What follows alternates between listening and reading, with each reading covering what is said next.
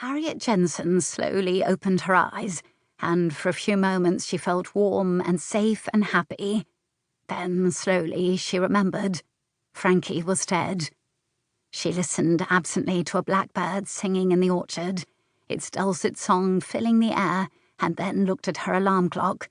It was 6:30 in the morning. Time to get up. When she sat up, a spate of coughing racked her thin body.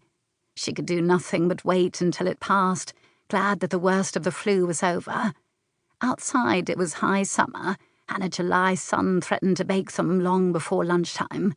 Summer colds were always the worst, and when she'd caught the same flu that had ultimately led to her aunt's sad passing, she'd been too low to put up much of a fight. Hearing the sounds of activity that were starting to come from the kitchens right below her window, she straightened up. Lingering flu or not, it was time to get moving.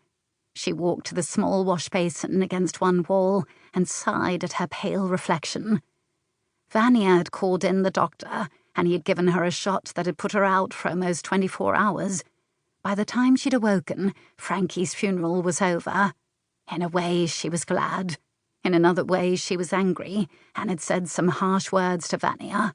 But that had been last week, and it hadn't taken long for the two women to make up. It never would. Harriet brushed back her long platinum blonde hair into a ponytail and then pinned it to the top of her head with a large silver clip. From her wardrobe, she selected a long, thin, caramel-coloured skirt and creamy silk blouse.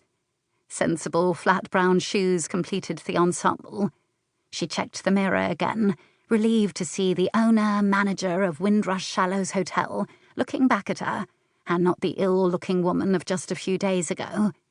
It had been a blow, losing Frankie, but not an unexpected one, and the doctor had been warning her to expect the worst. Harriet straightened her shoulders. Well, the worst was over. Time to get back to work.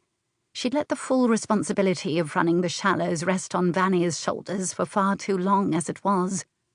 When she and Frankie had first opened her aunt's country house as the newly revamped Windrush Shallows Hotel, Harriet had taken this room on purpose because it was right over the kitchens.